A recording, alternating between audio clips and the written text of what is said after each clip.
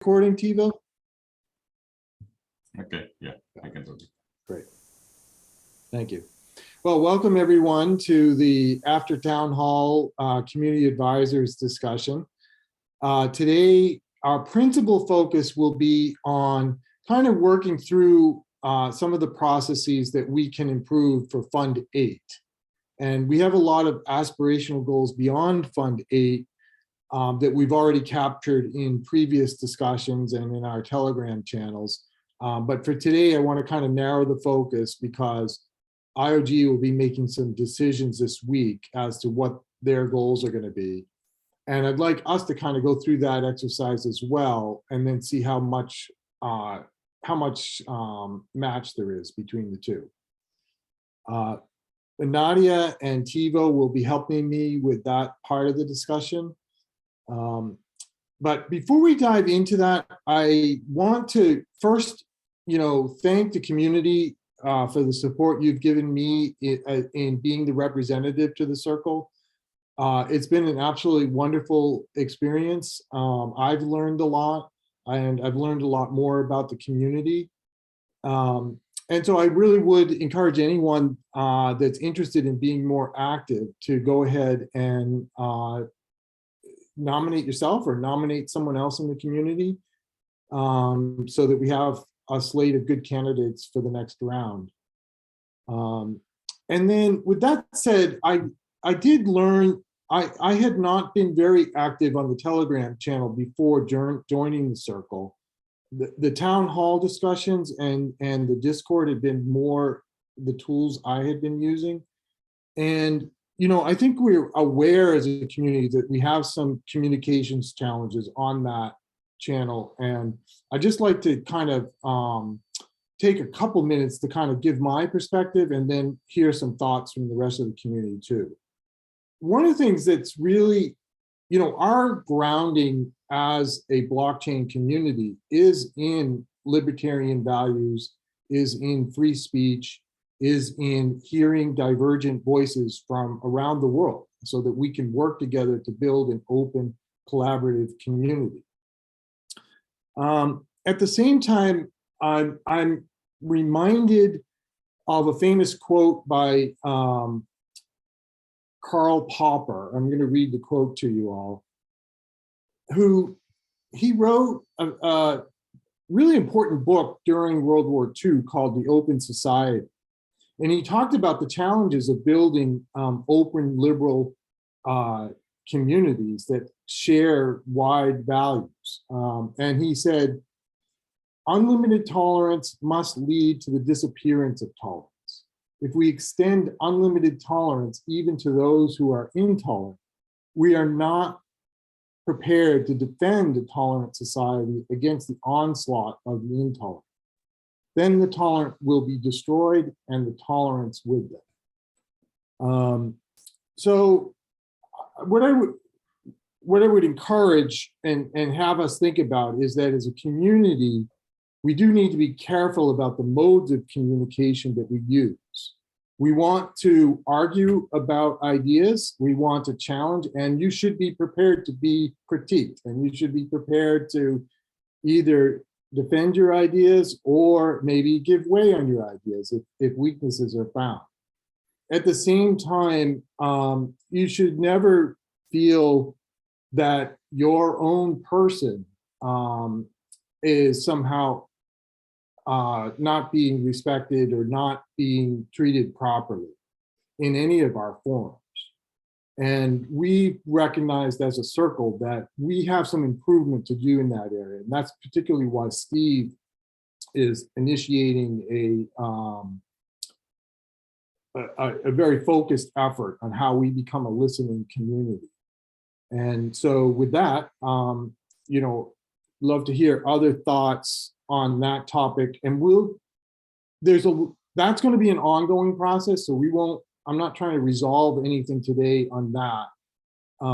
But we'll take a few minutes if others have thoughts on this topic.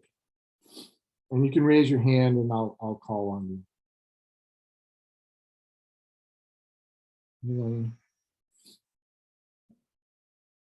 Anyone want to share? Go ahead. I can't see your name, but okay, Peter, go ahead, Peter. Hey there, yeah. So I'm curious, I guess, are we taking feedback now on how we can improve the process we just finished with, including the last minute add-on week of like a second round of VCA adjudication due to bot and cut and paste issues? Is that what the topic We for this will be meeting? doing that in just a moment. But you know, we wanted to take 5 minutes just to talk about communication as a group and how we support each other as a group. But yes, that's what the focus of the meeting will be. Okay. Thanks, Peter. All right.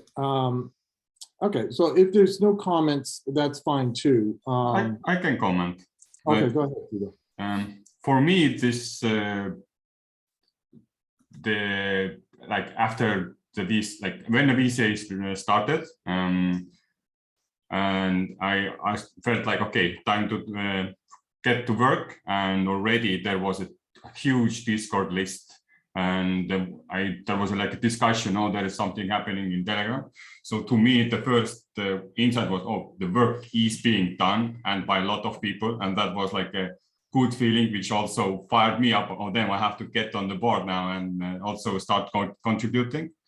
The second thing is, of course, this was the different kind of round where there was like a lot more CA work to be filtered out. So the list of work was kind of bigger than I expected. But then again, like daily activity, as I'm watching Discord daily, I always saw there are new assessments being pointed out and discussions people asked, even in like different channels, like how should I address this, and community advisors were interested in, okay, what is the feedback? So I'm really happy with the discussions and the feedback, what was like happening in these channels. So that was my take. Yeah, great, Tibo, thanks. And Miroslav? Yes, I think that in the community we must have conscious communication, not just talking. You know, when conscious communication will be the part of listening. So if I'm a good listener, then I will know situation. In this quiet space, I will be much more, how will I say that, much more intelligent. And when I'm listening, my inner voice and my mind will become much more subtle, I will say. That's a nice. So I think that this tool for constant communication is very necessary, and also on this path we have our own issues, our own problems, and sometimes they will also pop up. Yeah? But I think that it's not idea to judge people, and you know, when I'm doing like this, three fingers is looking at me. So yeah, maybe stay neutral and you know, speak with open heart and open mind, and everything will be okay. This is my opinion when we are in community and we doing some projects and be a part of community, I would say. Okay. That's terrific, Miroslav. That's really helpful. I like that concept of conscious. Say it again. What's your phrase? Conscious communications. Yeah. Conscious communication. I love that. Yes. Very nice. Yes, because in our mind we have three minds. We have negative mind, positive mind, and neutral mind. If we are acting from neutral mind, then everything will be okay. Yeah. Well, and you've reminded me too, I think an important thing maybe to be aware of as a community, both, and I think I have to work on this myself, is to be careful about labeling someone else, because as soon as you try to put a label on someone, that is sort of an attempt to establish kind of tribal boundaries and tribal rivalries. And that's something we should be cautious about.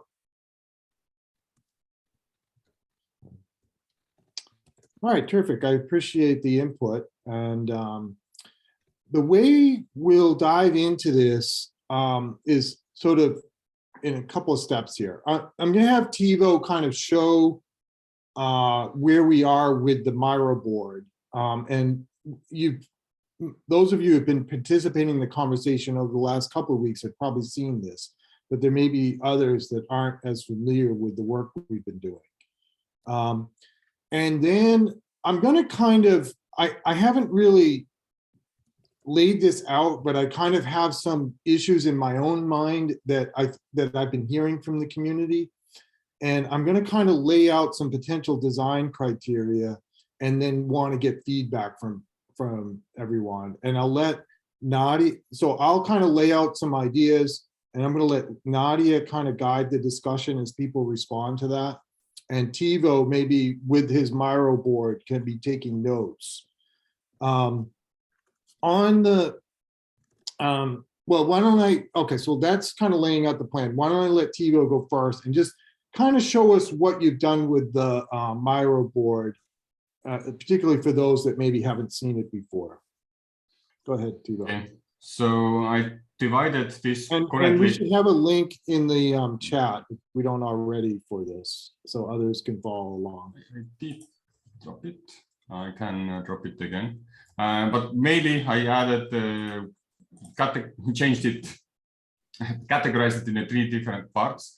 Okay. First part is the first session with the Catalyst 1, where we started to know that, okay, there are issues and there is like a compiled list of documents, what has been also shared in a town hall. So this is a link to that same list. In this one session, we took this from that time, from the latest up to several, I don't know, 7, 8 proposals, what suggested, read through them, try to suggest what is the idea of what is trying to be improved, and we pretty much gave our idea of how what could be the priority of that and where this fix will fit. So yeah, that was the first session, to just go through the community feedback, what was presented as document or as in idea scale proposals and improvement proposals.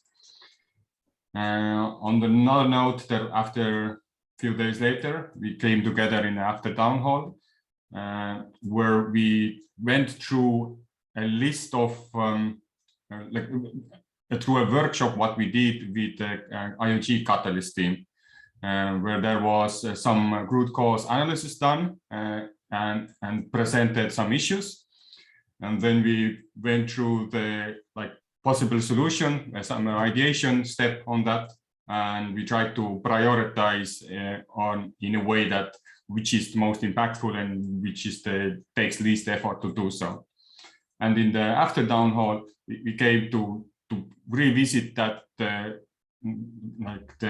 result and gave our own community insight. Okay, so what is the root causes, the problems, what the majority feels like we have here, and how do we feel about these prioritizations, and if there could be some fixes or some additional feedback we could give. And today we end up created a new board to take notes here, and I added a bit of notes about what is the IoT Catalyst team currently proposing to us. And right now they have not yet given the full length of feedback from what we have done last town hall, but very hopeful that they are going to do that this week. Right, and their plan is to finalize that this week and then announce it to the community in next week's town hall, with the intent of getting feedback from the community. And as we're preparing for that, it occurred to me that maybe we can go through a similar exercise of what we think should be feasible, what should be good stretch goals, and then I can talk to the development team and find out how close they are to what the community's expectations are. So the way I was thinking about doing this is the following. To me, there's kind of 2 fundamental processes that have to be laid out and where we can have improvements. one of those processes is the Catalyst program itself, as we go from proposers to the role of CAs, then to VCAs, and then finally voting. And at each of these stages, there's a need for more filtering. The first steps in building this program were to have kind of a very wide net to get a large community involved. Now that we are making progress in scaling the program, there's kind of a need of how do we filter some of this so we're focused on high quality efforts. And then there's a second process with regard to what the requirements and responsibilities of being a CA and a VCA are.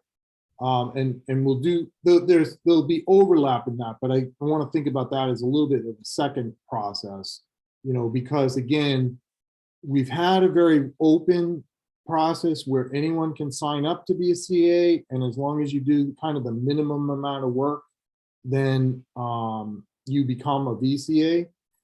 But we're also seeing with that growth some challenges and some need for a better set of standards of what it means to be a CA and what it means to be a VCA.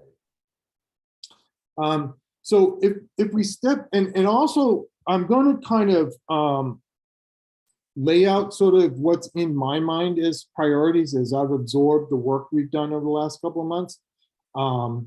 And then I'm looking for sort of feedback as to whether I have it right or not, or whether there's other priorities that I've missed. So for instance, if we look at the proposal process itself, I think we're at a point where the community is getting overwhelmed with the number of proposals. And it occurs to me that there's maybe a couple of things that ways that the number of proposals could be filtered. And one is to allow the challenge team to have set both maximum and minimum budget levels on the proposals. So that could be one way of providing a filter, particularly on that minimum bar. So we're focused on, larger projects. And then secondly, would it be appropriate for instance, the veteran CAs to go through a ratings only review, and then projects that were rated, say, below 1.5, like a really bare minimum level, would be filtered out and not receive a full review.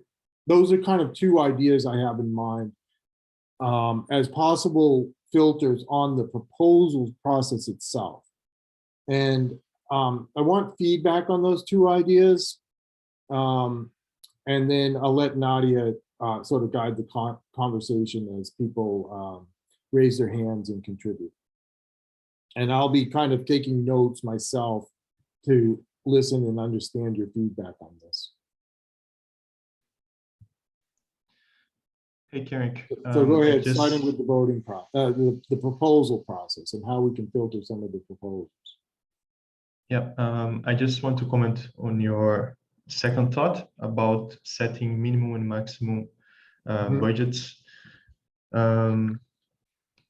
Actually, not this one, the other one, setting a minimal score for the proposal to be in the voting app. I think there are pros and cons to this, because the con, I start with the con, which is we always say that the voters have the final word. If they want to fund an idea that is just an idea, they can, like to have some faith in the proposal and see if something is coming up, is coming out of that proposal.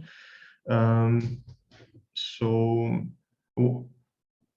yeah, but something that we could do is to try to look backwards to previous funds and see how big of an impact these would have. We could look for Fund 7, Fund 6, and see if we remove all these proposals that are below 1.5 score. Are we removing 5%, 10%, 15%. Maybe it's not enough for us to risk by creating this filter where where CAs can block proposals to get to the voting app. But maybe it is, I don't know. We need to look at the data. Yeah, thanks, Victor. I agree that that research on that needs to be done first. Yeah.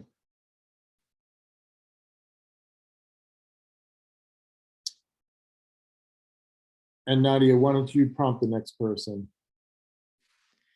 Great. I see people are using the hands up, so maybe we'll just try to stick with that in that order.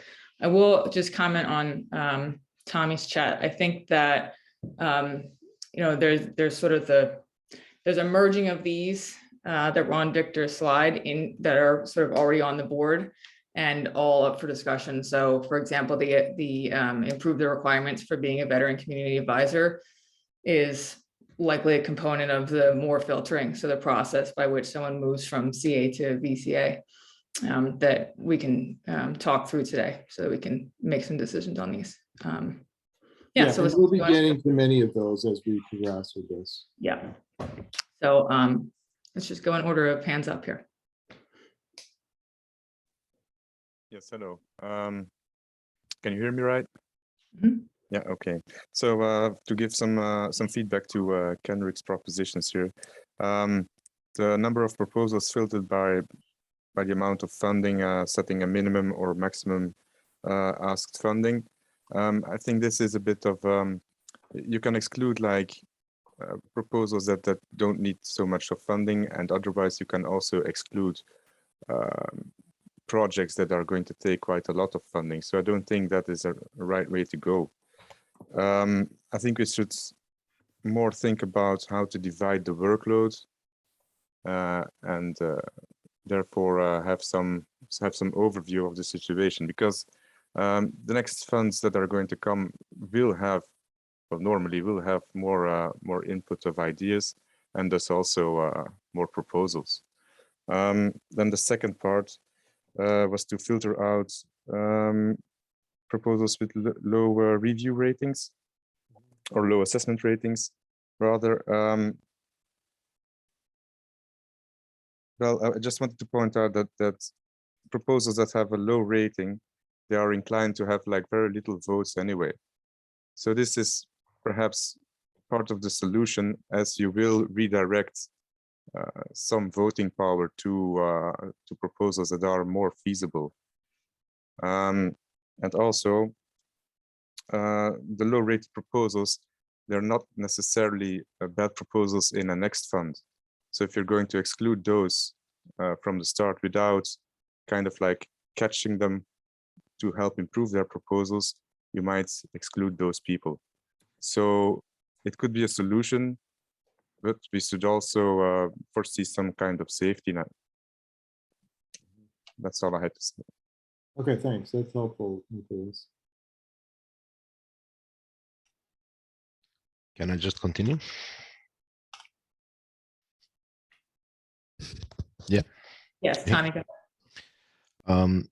Yeah, so this minimum scoring for voting, it sounds a bit loose because I've been driving this for about 6 months now, but you shouldn't just take the current system and try to fit this into that. What I've been suggesting is that maybe we should allow proposals to be in different stages, so that we shouldn't, we wouldn't have all of them in the same assess stage at the same time or like that. But if we could take time to mature those different proposals, and once they reach a certain threshold, they could ask for assessments, and then if those assessments go beyond whatever 3 out of 5 or whatever, then they would be allowed to go for voting. So that way we would never have any draft proposals or anything like that for the VCAs to look at or anything like that.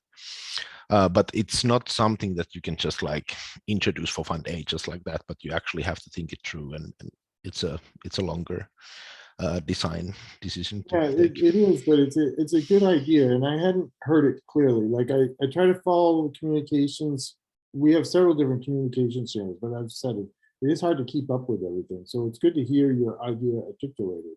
So in other words, what you're saying is that as proposers are developing their proposals, they get some feedback from the CAs as to whether they're meeting a minimum requirement. And then they get feedback like either, yes, you've met the requirements and so you're going to be eligible for this round, or it's clearly articulated what's deficient about the proposal and why it's not going to be eligible for this round, and what improvements they have to make if they're going to be eligible for. Yeah, because we've had these endless debates whether we should allow templates and whatnot, and there's clearly a template that comes from the CA guidelines that we need to check if the budget is there, if the roadmap is there, if the KPIs are there. So those kind of the great filter type of things, they could be dealt with before it even comes to the actual assessment and review, the quality assurance stage.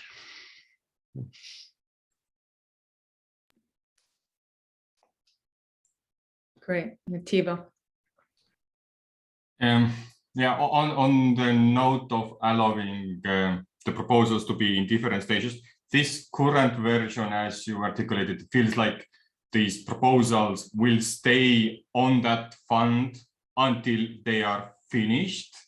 But if they are not, then they are like being worked at until fund 9, and maybe then it's finished. So it's not like stage by stage by stage. What I do like about this, like going through fund to fund and like finalizing and like capturing like a block and putting it aside and seeing what happens, is that this way we are like capturing like holistic information. We don't like have like loose ends somewhere from fund 4 to until now, because some people are just slower through going through stages.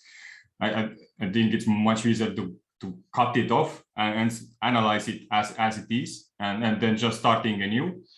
But I do agree to having like what you then started to describe is like a filtering process. So not letting in these proposals what are clearly not ready to the assessment stage, because we do want CAs to actually assess, not observe.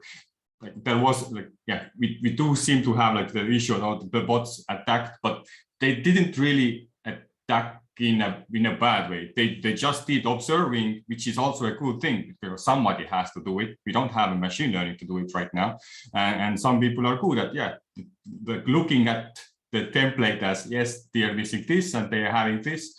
So having that checklist to have that filter, which should go to the CA.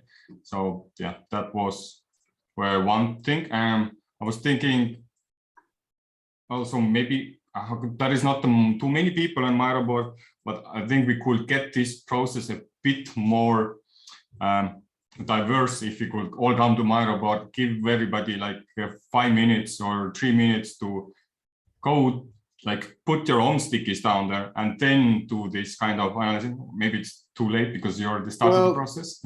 Yeah, so I like that process, but that's not how I want to do it today. And because I feel like we've already done that exercise in previous weeks. So rather what I'm kind of trying to do, and I think we'll move you've done on. it. Sorry, Kenric, you've done it with different people. Now you have a different set of people.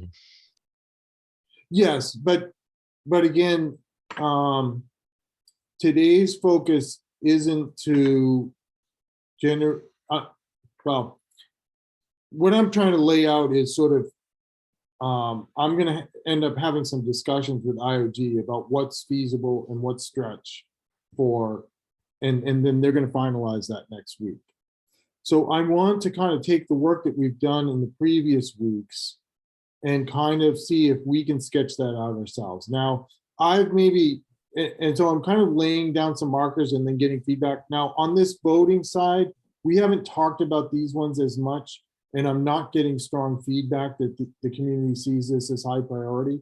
So to me, it's sort of, I'm going to take these as kind of homework for later. You know, particularly like Victor said, that if we were to set a minimum threshold on a VCA review before you go into formal review, you'd have to do some analysis of the previous rounds.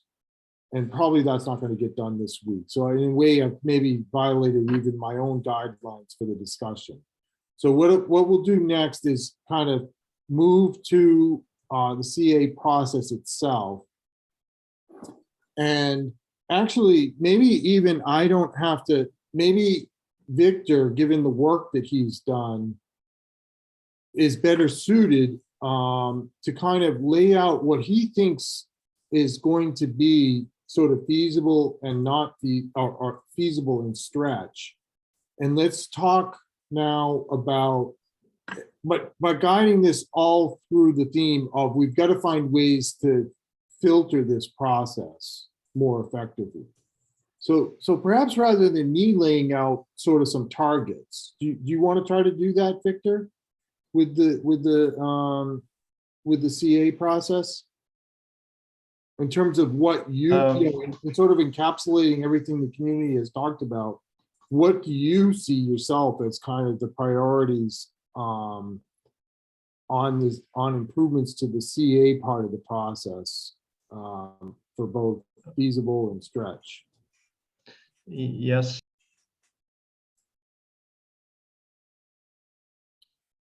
Are you there? Did we just lose him? Maybe Yep, we he lost just him. deleted himself. What's that? Okay, he's back now. Okay. Hey, sorry, my connection is not good right now. So as you mentioned, Kenric, there's a lot of things going on, and I had to be away for a couple of weeks due to COVID as well.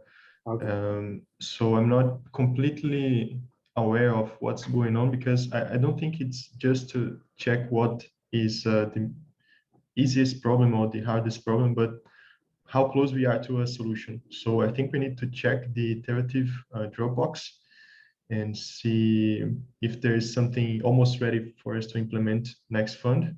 Well, and we can use that. In that case, we can use Tivo's board from last week where we started to characterize these, and we can take a look at the area that was deemed to be feasible for Fund 8, and then see if we can frame a few of these as like, this is what we think we should be targeting. Because right now the board's kind of, this was good as a brainstorming exercise, but it's a little bit hard as sort of guidance as to what our actual steps are going to be. So maybe, let's see. Nadia, are you able to see the board well? Would you be able to read through some of those items? If Tivo can give me a little zoom, then yes. Okay, you don't have the board up yourself? I could also do that too. I just figured I'll read what everyone's looking at so that we're all in the same place. Yeah, so all in the same place here. Okay, number one here, we got exclude 1.0 outcome of the assess similarity script. Check on CA IP to identify suspicious CAs.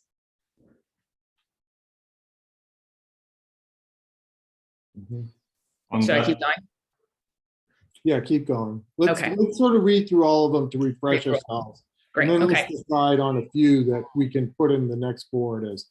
I could add a bit of clarity on this one, because Mark was clarifying that this is related to IDS scales, as they are able to see the IP addresses where the assessments come from, and this may make the correlation.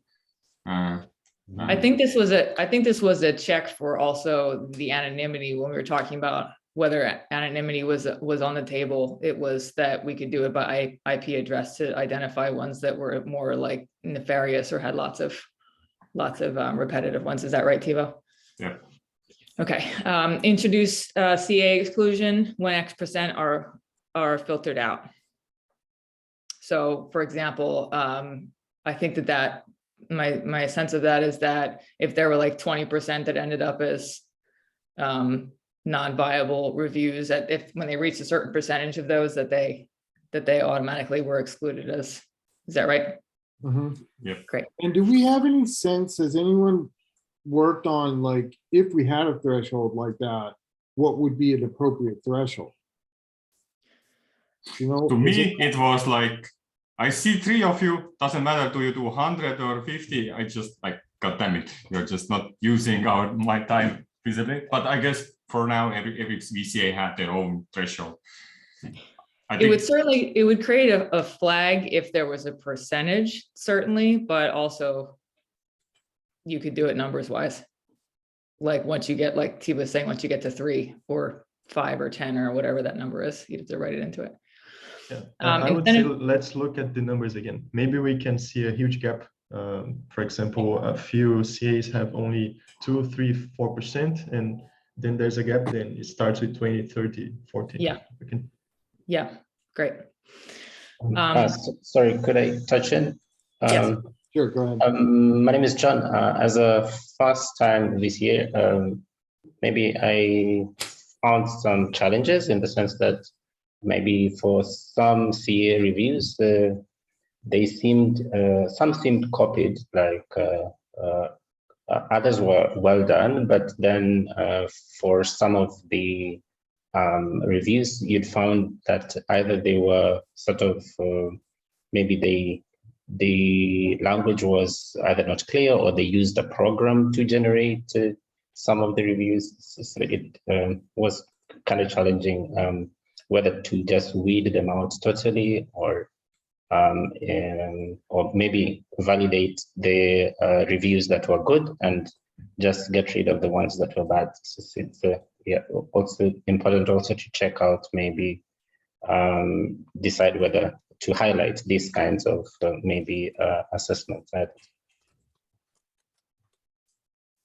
Yeah, that's an important observation, John, and is part of what we're struggling with is, having observed that during this Fund 7, what are sort of solutions to have an objective way to filter them out? You know, we want to kind of avoid things that become too subjective and thereby make the process unfair, but at the same time have some effective filtering mechanisms. Right. Yeah. So thanks for that, Jane. Okay, I think you had next, Tubo, credentialing either by way of certification or proof of capability. And this is part of that layering in of a criteria for the CA, BCA, or in this case, CA process, that you would have to substantiate that you have a level of expertise or some kind of experiential capacity to be able to review the things that you're reviewing.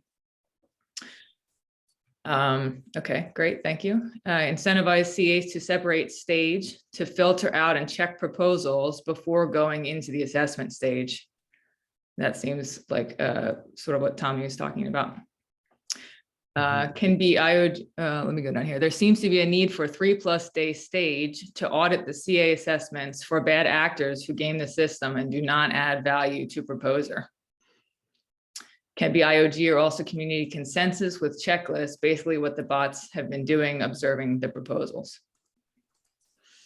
Okay, filtering stages, what proposals have met a minimum standard, what assessments have met a minimum standard, and then the challenge, making sure permissionless community input is respected. Okay, database to track CAs and VCAs activity and eligibility. CA incentives to be delayed, accumulated, increased over time for good behavior.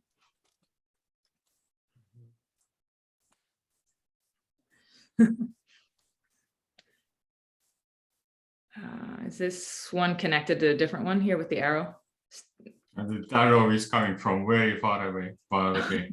CA training program and examples of best practices. Okay, one of the things discussed was that, to John's point, some of the things that seemed to be copy pasted really were perhaps newer members or people who got practice at it and had certain language that they use in a repetitive way that was not nefarious, but that would produce a flag in the system for repetitive content.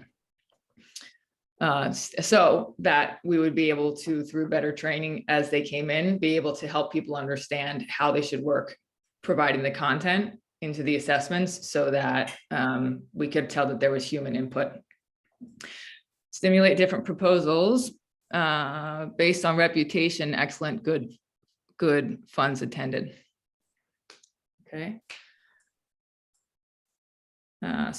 Split assessment format in checklist, templates, and narrative. Ban templates or have specific rules under use. So this is an ongoing discussion on how we provide that criteria for assessments to be produced. Can I comment on that? Please. So this is kind of what I was going for before that. Before they come to the voting, they would have this like checklist or template kind of thing where all those feasibility and auditability and impact are taken into account, and all those questions are answered, whether they have the KPIs, roadmap, whatnot. And once that is done, and they pass this initial check, then maybe we could just have like one rating, not 3 of them, and that scale could be whatever. It doesn't have to be 1 to 5, because the issue that I see with many CAs these days is that they think that the 1 to 5 stars is a score, and it's not a score. It's about, do I completely disagree, a little bit disagree, am I neutral, do I agree, or do I strongly agree? And with that logic, it's not working at the moment. So your vision of how the preparation for and the tools for the CA would change is that rather you'd have a balance of more of a checklist, data-driven portion, and then an anecdotal, more narrative portion, and then the assessment. Yeah, so like this objective part first, and once the objective part is passed, then comes the more subjective narrative, whatever, verbal thing. Another thing that touches upon is the sheer amount of these things, because we seem to think that excellent assessments have to be long assessments, and now we have 3 text fields where we have to generate a really long text with a lot of backing. So maybe it would be helpful if it was just 1 text field and one rating. Okay, great. Thank you, Tommy. And why don't you pause there, Nadia, because I think you've given a good view of several of these. And let's take input from Miroslav and Mike. Yes, about these cheaters and bad people in communities, so-called bad people, cheaters. Maybe, I mean, if we are the decentralized platform, maybe we can go to some like KAC or some school for, we have now school for CAs and VCAs, but every person who will attend to the school, he will be verified.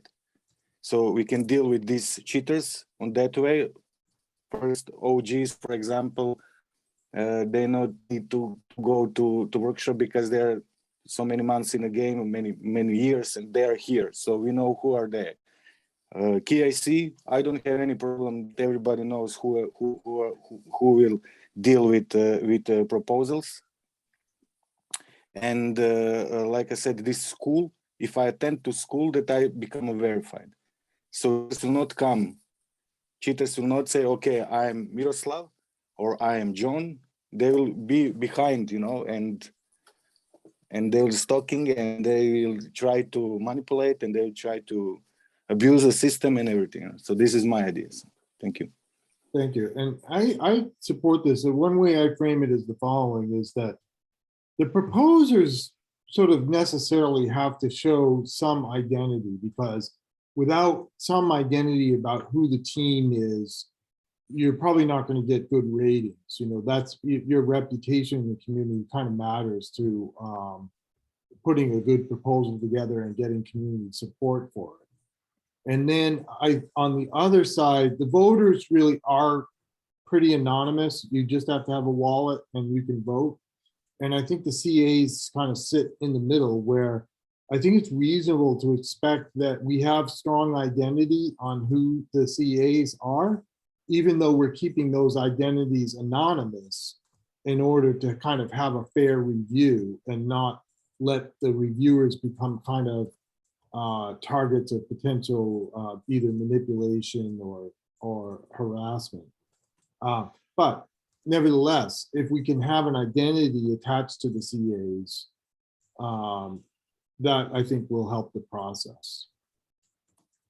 Go ahead, Mike. I'm trying to look at the whole schedule of the innovation fund, Fund 7 innovation phase, and trying to figure out where we can, you could say, contribute to making the whole situation a little simpler. I mean, I wrote some notes throughout the whole discussion about the different stages. There's a it's funny, I don't know. I know there are instructions for proposers, and there's a whole checklist of things. I don't know if there's a potential for a proposal construction tool, but I know that as a CA, you can spend a lot of time sort of writing, stuff about, oh, you don't have this, that, and the other. I don't think those proposals should be under review if they don't have the things that they're supposed to have. There's a lot of wasted time.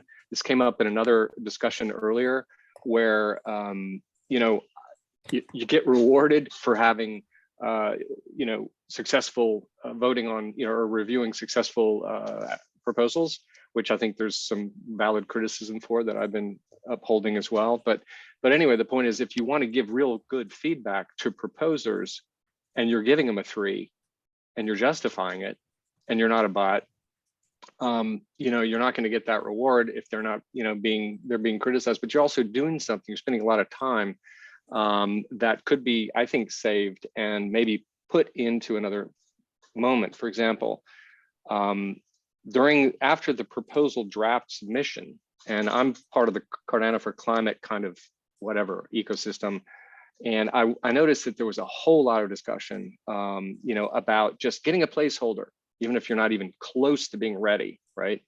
And so there is, I think, a need for people to get in by the deadline, but also to really, and they did, a lot of people were working their tails off to get all the stuff filled out, but a lot of things aren't there. So if there's a way to say before it goes into the proposal review by community advisors, that things are filtered out. And I know a lot of people withdraw their proposals, but I think that checklist ought to be there. And if those, the KPIs and the links to, who's involved in it and all those things aren't there, then I don't think they should be passed into review, perhaps. And then there's this thing about interesting. I want to kind of talk about this because I agree with your point, Michael. And the issue is, how do we make it simple and objective, right? Because when we do the full CA reviews, we are accepting that each community advisor is bringing some subjective evaluation to the proposal, but by crowdsourcing it, we're getting sort of community-wide input, and presumably, or the goal anyways, is to be able to crowdsource sort of an objective assessment. But the issue is, if we're going to have a filter earlier in the process that's not the full review, then how do we make it simple enough that it's truly objective? And that's why I brought up the two possibilities of, if you had a minimum, I understand the objections to a minimum budget, but I also think, given the way the system's getting overwhelmed, that right, there's a certain level of overhead that goes into managing the whole process. And well, I had an idea. I mean, not an idea, but I had a thought on that too, which was, I think, because a lot of comments from the community and people who are reviewing, and during the, not insight sharing, but during the draft proposal submission and the proposal refinement, when a lot of people are writing really good comments, in the proposal sections, before assessments are done. I mean, there's a lot of excellent ideation going on there to help the proposals, to make their proposals better. That's why I was thinking about some kind of a tool or a template or whatever that proposers really have and can work through and say, these things are all there. And if they're not, you know, maybe that's an automatic way to say they can't get going. One of which is saying, hey, if you're asking for 50% or 75% of the total funds budget, maybe you should rethink your schedule, right? Because that's what ends up happening anyway. You say, well, you know, I was writing comments like, yeah, well, you're asking maybe for too much money out of the whole thing. And so I don't know. I don't know how we should think about that really, but you know, that type of thought should be going on before it gets to the CA reviews process, I think. So, Yeah. and again, encouraging I'm people wondering, to say, so maybe a third thing to put in the voter part of this, Tivo, is a checklist of requirements. So in other words, we could have a minimum budget, we could have a minimum score of just a rating without the full assessment. Or maybe a third option would be that there's some kind of checklist that, you know, you either have these things or you don't, and if you don't, it's not going to be reviewed, and it's not going to be voted on. Yeah, I think this exact thing is being iterated quite often through even this meeting and previous meetings. So I hope this will go through the Catalyst. However, there was something I've been, okay, there are some VCA discussions, but I wanted to highlight another idea, which I understand might not sound that good, but basically I was looking at the VCA aggregation file, and one thing I did like was most of the things I filtered out was reached consensus to filter out. But then there was another half, like I didn't do like statistical analysis, but I literally saw and hundreds of these where it was clearly not an assessment, but as a veterans, we only gave like 20 or 30 like filter out, but there was 31 as good, and that assessment stayed there even though it wasn't really that great. So in that sense, I was hoping that if we could find the consensus to using the current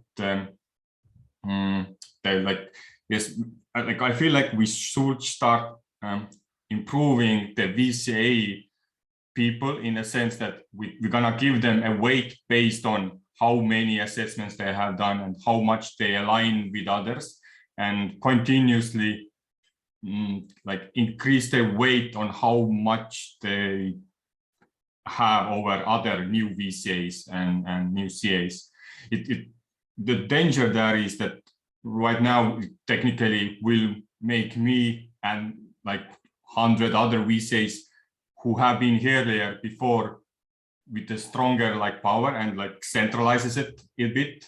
But then again, I feel like we kind of need on both CA and VCA sides some kind of like level system of like, hey, you are now a new CA, you can do whatever you want, but your score is weighted on like some percent of like a little percent smaller, or if you have been here like twice or 3 times, you're automatically you get like more weight power over the new person who coming in. And when you're also getting like excellent assessments, you're doing excellent assessments, then you increase your power even more because you seem to know what you're doing. So yeah, I was going to do this as part of the second half of the discussion, but maybe it's a good time to segue a little bit.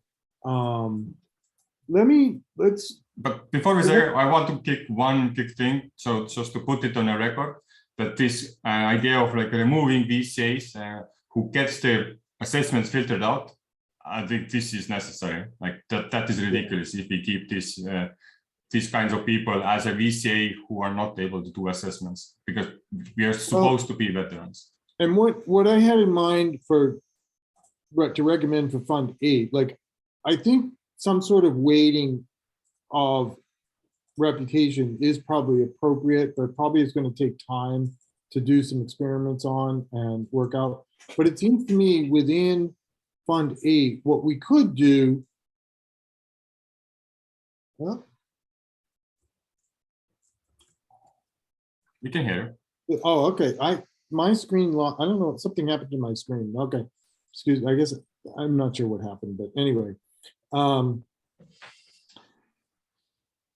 What we could do, I think, within Fund 8 is to set up this graded scale of what the requirements are, you know, like, and it seems to me, rather than just kind of 2 categories, probably about 5 categories of skill levels would be helpful. And for Fund 8, rather than trying to weight those people in terms of a way to aggregate their scores, what we could do is we could put limits on how many reviews those individuals are able to do. So for instance, if you're brand new to the process and you don't have an identity, we don't know who you are, then maybe you're limited to doing 5 reviews. And then if you provide an identity, if you attend a school, you go through some training and we're able to verify that you're able to do reviews, then I think it should start to kind of increase exponentially how many reviews you can do. So the next category might be around 20 reviews. And then if you're a VCA, if you know, there'd be a requirement to become a VCA. And if you do meet that requirement, then maybe you're authorized to do 50 reviews. And maybe if I just keep it at 4 categories, if you've proven yourself to be an experienced VCA and there's some threshold of excellent reviews that you've met, then and only in those circumstances are you able to do an unlimited number of reviews. What do people think of that? Can I get some feedback? Go ahead, Mike. Yes, I'm just not sure. Mateus, I had the name. That's okay. I'm just not sure if we will be able to meet the current workload then if we start limiting as much. So that's my only concern actually with this. So my sense is the following. That of course is a concern, but what I'm seeing is that the workload is getting overwhelmed by we're putting a lot of time and effort into assessments that aren't meeting a minimum standard. And this is my concern about the proposals too. It's like it spirals in the sense that if you have a proposal that really isn't adequate, right? How are you even going to try to write an excellent review? You know, if the content isn't there, how do you even go about writing an excellent review, right? All you can say is it shouldn't, in a way, all you can say is this shouldn't have been a proposal. By advising, so just advise how to make it a better proposal then you're doing the job for the proposer, not for the voter. Yes, I agree. And I'm being a little bit facetious just to emphasize a point that you could still write an excellent assessment given sort of a not so good proposal, but it is harder, right? Because a good proposal has a lot of content. And there, with good content, you're able to write more in your assessment. Yeah, there are 2 things are like mainly why I don't like this idea is that if we allow the assessors give a limited or unlimited like opportunity to do whatever they want, they are more likely to mess up, and we will find out that. And if we have that stage where we actually do like analyzing like the overall of that assessor and like observing, then it won't to have the overhead for the actual commute advisors. And the second thing I would just to couple it with something what was suggested on Fund 3 or 4, where there was also a suggestion, oh, there is so many blank assessments, let's make a limit so they cannot do blank assessments. But now, if that limit would be there, then we would just have so much more jargon to filter through. So I think it kind of has the same kind of effect, and that's why I would not technically provide them an opportunity to make less mistakes. Like what makes them do less mistakes is to join or read about what they have to do, or ask about others if they are unclear. And this is something we should focus more. Sorry, Tavo, maybe I missed something, but we are filtering out blank assessments. Yeah, but there was an idea on Fund 3 that we, in a system, you cannot push that, that complete assessment when you have a blank idea. So, so it would be like a must-have. But now we allow them to do what you want. And now when it's all over, we can just filter all blanks out. Right. Yeah. Okay, thanks, Tivo. And now, Nadia? Sorry. Go ahead, Nadia. Yeah, I think these are all really spot on ideas, and maybe at the sort of right adjustment in each of these arenas, so that we can do some experiments and actually learn what the impact of these changes would be. Maybe it's something like a baby step forward, like if we provide a simple training, a little bit of it could be like a series of 3 5-minute videos they have to watch that give them some of the insight that this group is sharing as far as output, because we do have a thorough assessment guide right now, but it does leave a lot to interpretation, where we could say things like, please don't copy paste the exact same sentence 4 or 5 times, or we say, if you're going to do whatever, where we address our stance on how to put that content in, and we train people well, then when they come in, maybe they can do 20 assessments, so we don't suffer the numbers issue that we potentially could suffer. And then maybe we adjust the assessment input slightly so that we have this mix of subjective, objective.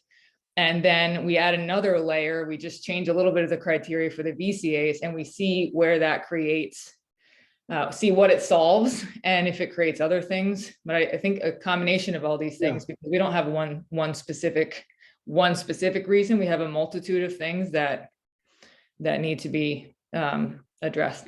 And what comes to mind, thanks, Nadia, that's helpful. And actually what comes to mind is maybe in laying out what I just described, we also need to kind of think about what can be feasible for Fund 8. So if thinking just about Fund 8, we keep with just the 2 categories, community advisor and VCA. And then let's try as a team to see if we can come to some kind of consensus about what the requirements to be a CA should be, and then how many proposals a CA is allowed to review. Put some limit on that. And then do the same with the VCAs, where what are the requirements to be a VCA? And should there be a limit on how many proposals a VCA can review? Go ahead, Tommy. I think for collecting these requirements, we should actually use the Miro board, if others That's like fine. that idea. Yeah, okay. I put in the top right corner this kind of draft example of how a different kind of process could look like. And I would like to bring the perspective of using the different really good things that we have introduced, like challenge teams, for example, like what part of the process can they play, and like, for example, is it the challenge teams or VCAs, or who are the people who are going to, for example, interview these new CAs if we need like a 5-minute interview? Who's going to do it? Okay, this is really nice. What I recommend, Tommy, is that you put this into a document and put it on the spreadsheet. Do you have time to do that after the meeting? I get rash of that What's spreadsheet. that? I get rash from the spreadsheet. I don't know. You get a Maybe I rash. can. Does someone want to work with Tommy? He shouldn't have to do all of it. This is a great chart. So does someone want to work with Tommy on getting this into the spreadsheet? It's just an example. It's Or not. in a- It's not I the know, truth. but you laid it out pretty well, and I'm not saying it's perfect, but it gives us a start. So does anyone want to work with Tommy on putting this into the spreadsheet? Can we get a volunteer to work with him on this? Basically, the reason why I did this was that once whoever proposes the new type of a system, they could look at the different stages of the process, like preparation, review, quality assurance, voting, whatnot. And then in each step, they could look at, okay, what is the role of the challenge team? What is the role of the proposer? What is the role of the voter? And so on. Yeah. Well, anyway, Tommy, why don't you either, try to get this into the spreadsheet yourself or put a little team together to help you with that. Because I do think this is important input and it's very helpful. And as you just said, why don't we, let's see, we're getting to, I think, let's definitely take 10 more minutes on trying to define qualifications for the CA and qualifications for the VCA, and then sort of what the limits are on each of these. And then after that, we'll try to wrap up a little bit. So, I don't want to take the whole day on this. So can we get a section of the Myra board where we can kind of work as a group on requirements to be a CA, limits on number of proposals, or let's do this. I think sometimes it's good to do the easy part first. Maybe without the Myra board, can we just, I wonder, is there a little voting tool here? There is on a Myra board. Oh, on the Myra, okay. Well, how about this? What if we had a little vote as a group? If you were going to put limits on how many proposals a CA could do, should it be 5, 10, 20, or 50? Let's see, 5. I don't know what the choices should be, but let's try to lay out. Again, I think logarithmically rather than linearly. But so if we do it, maybe even thinking about that, should it be, let's try 5, 50, well, let's try this, 5, 15, 20, and 40. You want as us to write in choices. the And chat we can or? refine it afterwards, but I just want to get a sense, like, if we were to put a limit on how many proposals a CA can do, what would be a good limit? Any CA or new CA? A new, well, it's going to be any CA because I'm going to assume that there's, if you have experience and it's adequate experience, you become a VCA. So not VCAs, only the CAs. Join a board. Insert a link All right, in the perfect. chat. That's a nice way to do it. I will select the objects. I created 1 to 5, 5 to 10, 20, and unlimited. And I will give 1 vote for everybody, or that we will want to give more. 1 vote per person. And so what do? We just select it and that's our vote? I give everybody 1 minute and we start. You can join waiting. I'm still confused. What's the question? How many proposals if we were to put a CA should limit, do? And then you click on one of that and you have 45 seconds. 9 participants were in the Myra board, so Navi did 8,000. So I don't understand the question. The question is the following. Hmm. If we were to put a limit on the number of proposals a CA can review, what should that limit be?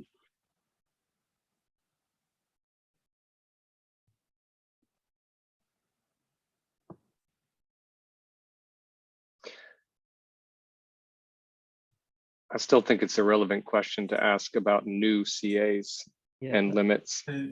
I agree. You only split this I by agree for CAs and future, experienced CAs. but Yeah, I'm graded thinking somehow. about Fund 8 right now. This is only for Fund 8. I And I don't voted, think in Fund 8, we're going to be able to create new categories. I voted unlimited, but I think it should be however many humanly possible. Well, okay. I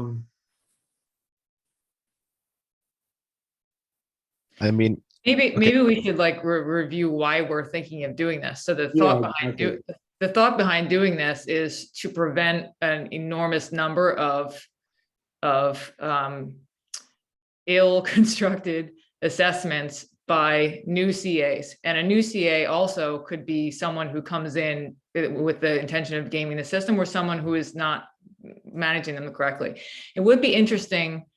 And I agree that the new versus experienced one is a question, but you're saying, Kenric, that your consideration is that someone who, once they are a CA, eventually the next round could be a VCA, and so then they would have an unlimited, right?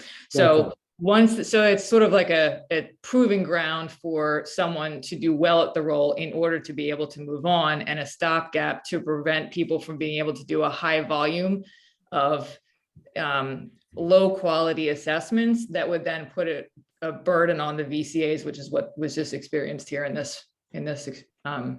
Right. That's right, Nadia. Thanks for summarizing. Lynn, could you go ahead? Good morning. I have two papers there. I think you put one of the paper up there, but for your pooling on, I mean, you put a threshold on whatever old new CA. I think it may not meet the requirement that the number of assessment per proposal, that for CA, right? And then if you move into VCA phase, and if we limit on the number of CA can mark, you know, excellent, good, or filter out, and we not meet the requirement of 5 assessment and mark 5 CA per assessment again. So I think we should turn the board another way around, that we should start with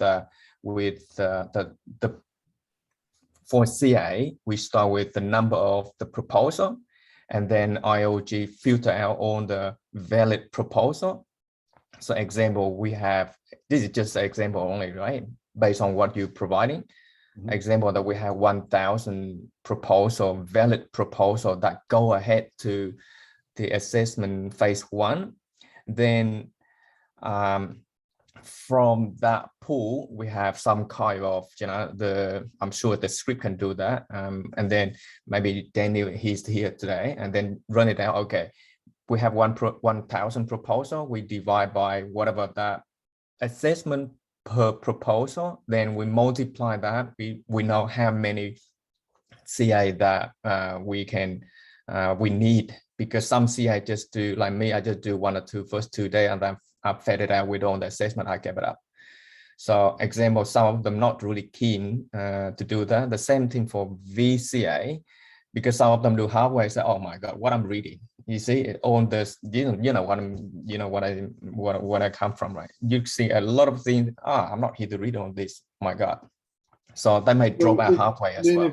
If I can summarize what you're saying is, what you're suggesting is that if there was a limit, it should be some kind of formula that's based on the number of proposals and the number of registered CAs. That's a good suggestion to add to this. Yeah, in other words, a fixed number might not work, but the point is to have some limits on what CAs can do before they mature to being a veteran CA. And okay, so this is good. This is good input to have. Let me move on to the next question then. What should be the minimum requirements for a CA? And again, right now we have a completely open system. And the challenge is, if we put limits on it, for instance, to me, there can be kind of two kinds of limits. There could be a review of the current pool of CAs with regard to how well they've done. And if there's some CAs that are clearly bots and we've just thrown them out, those IDs obviously would not be invited back.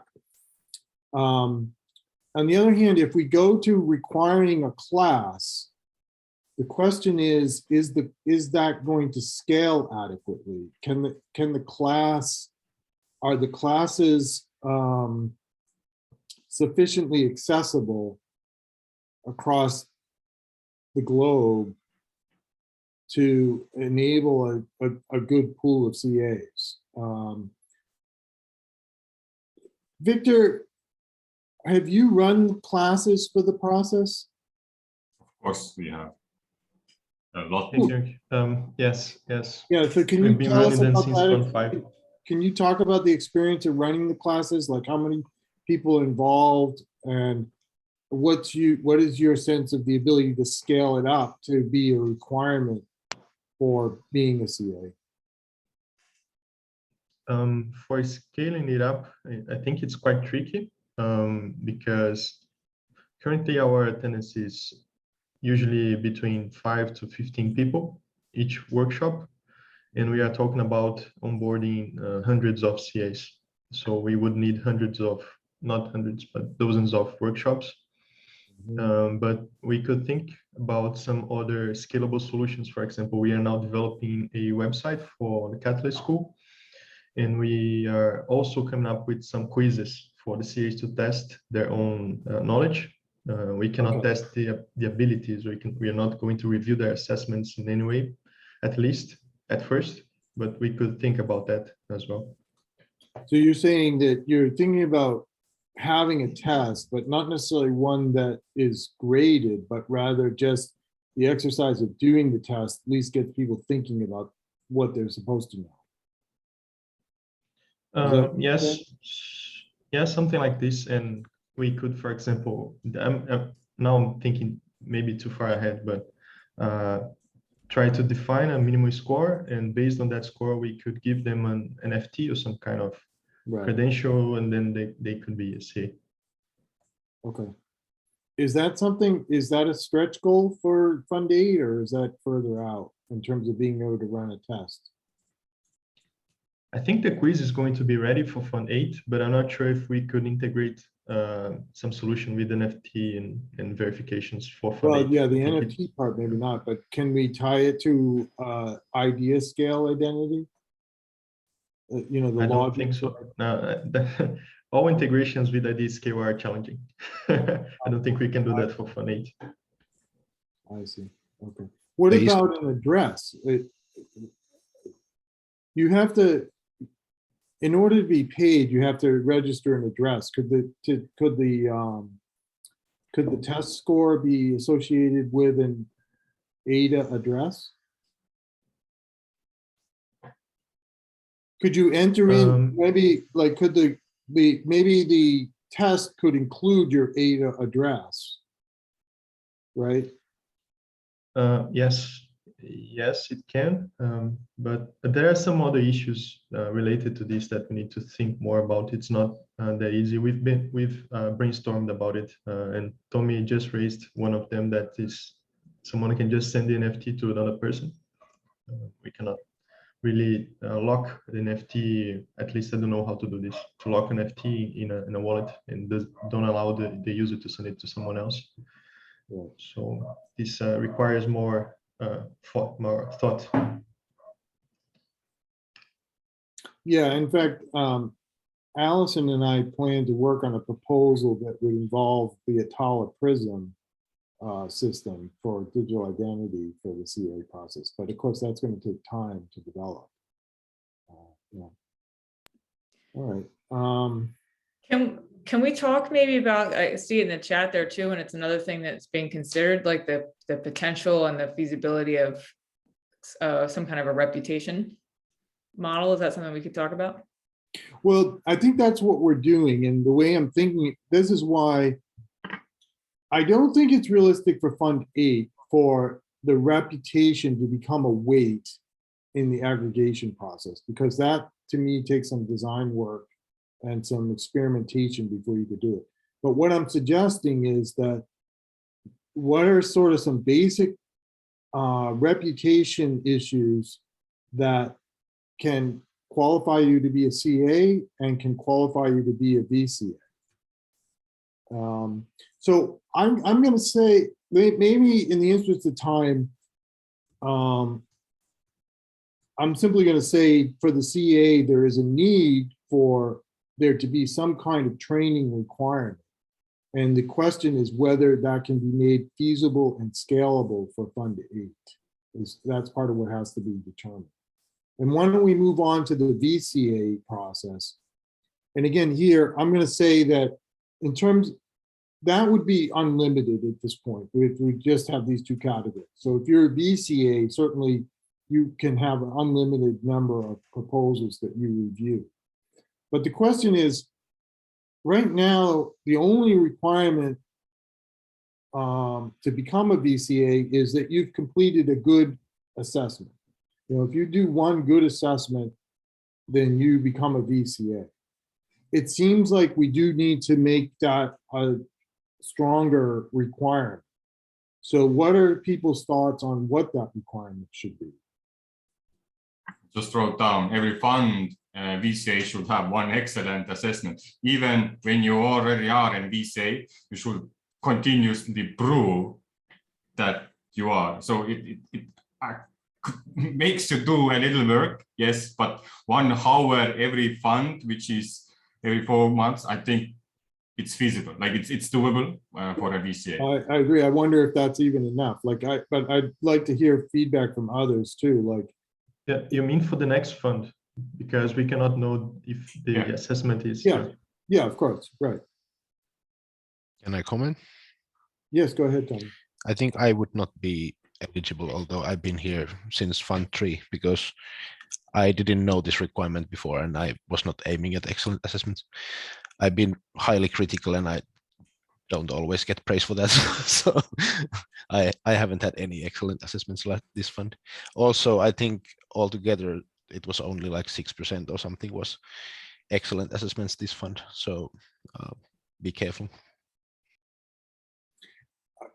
So that's good feedback, Tommy, but one of the things I do sense in these discussions over the last week is that as a community, we need to be moving towards excellent proposals and excellent assessments.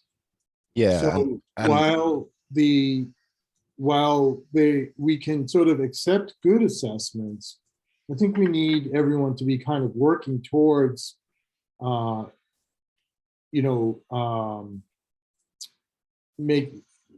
contributing excellent assessments. And thanks, Nadia. I saw your note, and yeah, thanks for your help today. Really appreciate it. Thanks, guys. Yeah. Just Kenric, I hope you understand that in this fund we needed a lot of filtering out, and that's what I focused on.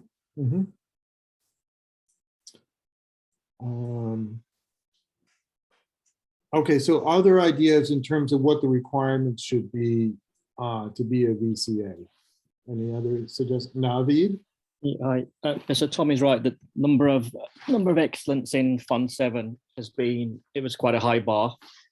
I think only 6% or something were excellent. But I think the best idea I've seen on Telegram over the last couple of weeks is some sort of metric around percentage of filtered out in a previous fund. So arbitrarily, if you have more than 20% of your assessments filtered out, then you may be not as experienced or as qualified to be a VCA. Even on that scale, I would. We have You're a special Right, case, but- Tony.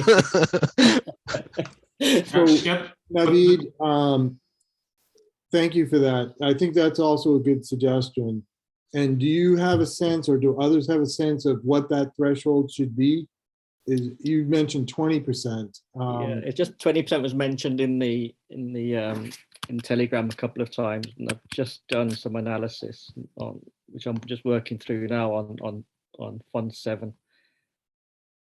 And what do others think? Should we do a vote on that percentage? We could. I'm systematically getting like 25 to 30% of mine filtered out. so- Right, but you're also a very active member of the community, and with feedback and an understanding of what we're trying to achieve, I think you could make improvements there. Don't you think so? Well, if I want to go with the current system and play with the current incentives, I only give good, and I never give filtered out, and I lay low and I go under the radar, so I don't get filtered out. But that's not what I want to do. I am critical, and every single assessment that I've done, I still stand behind those, and sometimes they get flagged, then they get filtered out. And it's Okay, also my I style, think I hear my your style of point is that, communication. in other words, we're trying to filter out gaming of the system. That's obviously the goal. But you're pointing out that one way to game the system is to just give modest reviews. If you always give 3s and 4s, then no one's going to notice that you didn't put effort into it. And that's an easy way to not get filtered out. Is that your point? I don't know. All I know about myself that I do get a lot of filtered out. And what's your perception of why you get filtered out? Well, one thing is my blunt style, and I don't go for very long assessments. I try to keep them very concise, and some people think that's hostile or somehow. Well, I come from Finland, so that's kind of excuse for for me that my communication style is anyways quite blunt. But the other thing is that I do sometimes give critique, and then maybe I don't give enough reasoning for it, so then there I is do get flagged. one thing I noticed, because I think somebody in Discord also said that, hey, why there are so many filtered outs when proposer did flagged assessment. Of course, I also try to go that around, and let's say, I don't know, like a 70% of filtered out, well, like flagged assessments were like proposers just defending a bad score, but not really giving a good enough rationale, and the assessor did give an as rationale. So like that was already like a red flag to me, like, oh, that's not good. The proposers are defending even though they know they are on the losing side. But when you look at the aggregation file, there was like almost, I don't know, as much as I went through, all of the good assessments were filtered out because proposer flagged them. And that was like, oh damn, that's also not a good thing. But I'm not sure how can we fix that. I hope really there will be like a reputation system at some point which can give weight to these VCAs who are more objective, more have the intent behind like improving the proposer and the assessment like journeys. But we're not there for fun date. Yeah, And so another for thing, me, what I'm going to suggest is that the following is that maybe not one assessment per round, but you should have one excellent assessment at this point, as kind of a minimum bar. And then in your past history as a VCA, as a CA, and then do we want to take a poll on the percentage of, in other words, I do also think there should be a minimum, you should be above a minimum on getting filtered out. Could we maybe take a poll on that, whether it should be 10, 20, or 50%, or let's see, 10, 20, 40, and 50%, I guess. Do you want to do that, Tubo? Second. So can you type a question into on the Miro board? I'm gonna do the person stuff. Let's see. I'm gonna put it in the chat right now. Let's see. I'll put it. And if anybody else What in the is Miro board the can, minimum let's do it for threshold for filtered out assessments to qualify as a VCA? And I put it in the chat box here. I don't know if that's the best wording. We can work on the wording. Do you mean persons like that, like I did here? Yeah. Or yeah. Or there was like more steps between. No, that's good. That's enough. Let's just leave it at 4. Yeah, you don't need to do more than 50%. That I don't think that would be realistic. So drop the last one. I guess you mean 50 maximum. to 60% out. You mean maximum, not minimum.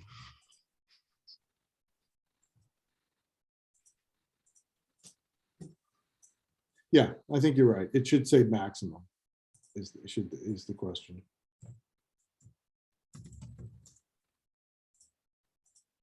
And let's take 50 to 60% out. I don't think Are there new people on the Zoom who want to join voting? Okay, if I don't see then. Can you take the category 50 to 60% out? Don't vote for it then. No, I don't think we need that many categories. Well, whatever. I guess it doesn't matter. You're right. It doesn't matter. But do we give Anna? It doesn't. Yeah, you're right. It doesn't change anything. So go ahead if you've got it set up.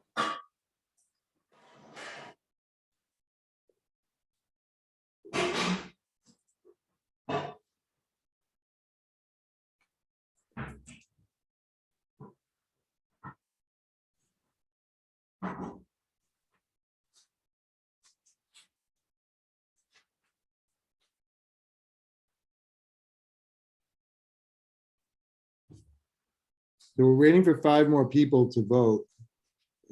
If you're there, get your vote in. Navid has his hand up. I noticed you said something before, and then we took turns. Did you want to also add something more? Okay. Sorry, got to put my hand down.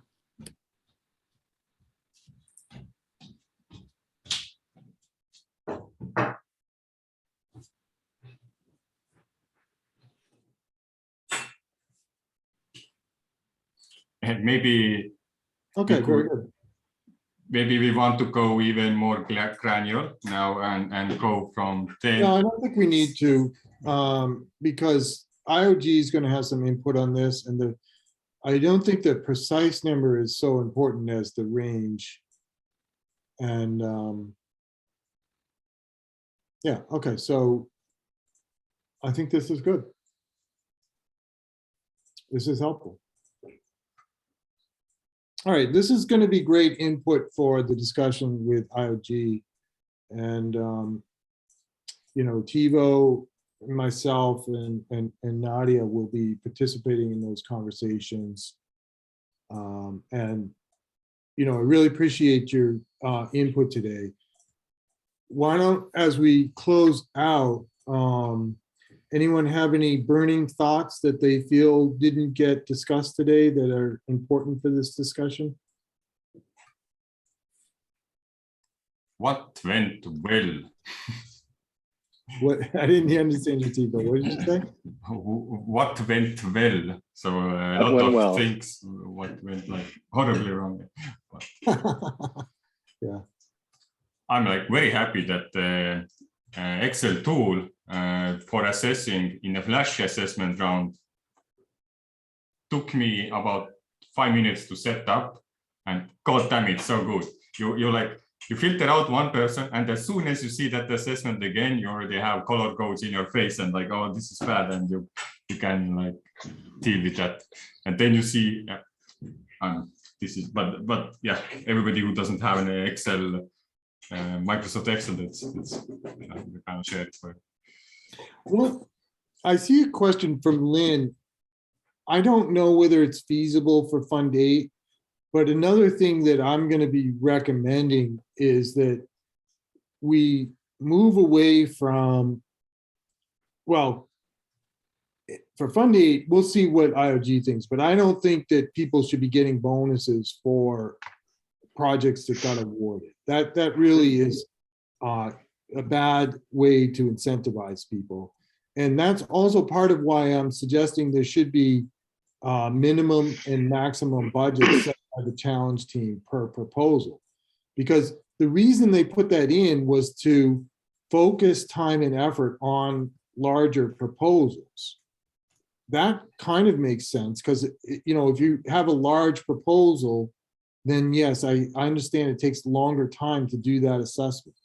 But at the same time, any bonus should be based on whether you gave, to my mind, two things. One, did the VCAs rate it as an excellent assessment?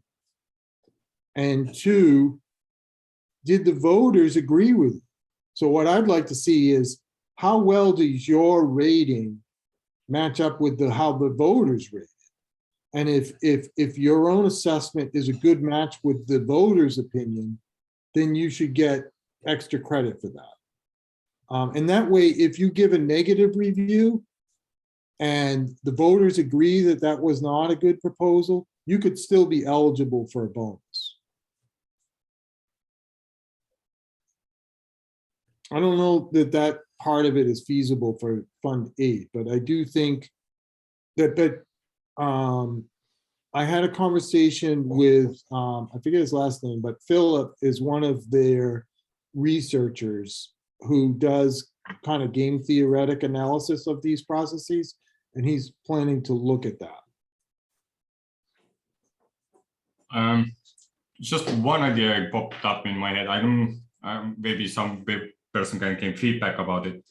Like after the VCA round ends now, would there be a value for now the CA's turn to come in? Like governance stage starts, but on a parallel now, all the CA's who's got filtered out now have an option to say, yes, I agree with this filtering out, or like this good assessment or this excellent assessment, or no, because we might find something like the gaming might continue, but if there are honest people who do learn from their mistakes and understand why these assessments got filtered out and like, okay, I get it now. We then get this like feedback loop. Right now it's only one way, but then we get the feedback loop back. And my hope is that if there are enough good actors, we will be able to now actually put reputation on the VCA sides from the CAs who are like, yeah, okay, I get it why I got good. Okay, I get it why I got filtered out. And they say, yes, that was like. That's a good suggestion. And maybe even next month, we could have a meeting that's kind of oriented to that of, you know, talking or maybe, I don't know if it's a meeting, but maybe even a process can be worked out next month to do that, right? Because yeah, I like the idea too in terms of feedback loops rather than it's like a cycle. It kind of, on one hand, is concerned about it becoming endless, assessments of assessments of assessments. But on the other hand, if it's kind of communication back and forth between the CA and the VCA process, then that sounds like it could be a healthy exercise. We'd have to think about, I think, I know there's disagreement on this, but I think protecting the anonymity of the CAs is an important part of the process. But as long as that could be done, and CAs could provide some input on the way they were assessed, what they agree and what they disagree with. That's a good suggestion, Tubo. So maybe we can think about that. Any other closing thoughts for today? From your discussion, already another idea came in mind, but with the same, like maybe there are too many assessments, but we don't actually have an overall assessing an assessor itself, not its assessment.